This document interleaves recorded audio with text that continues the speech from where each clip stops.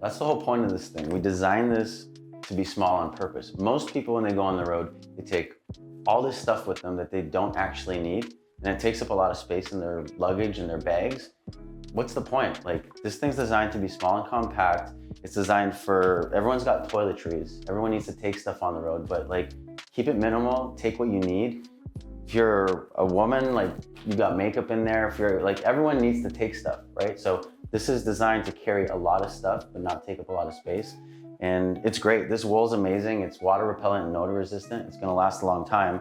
I think this is like the perfect size and design for a universal product like this that everyone needs. I mean, like, let's just look at what's in here, right? Like, there's so much stuff in here. We can go on for days. I have at least 20 products in here. Like, I don't know about you, but how much more would you need than this? How much more would anyone actually need to bring on the road? It's like a bottomless pit of stuff in here.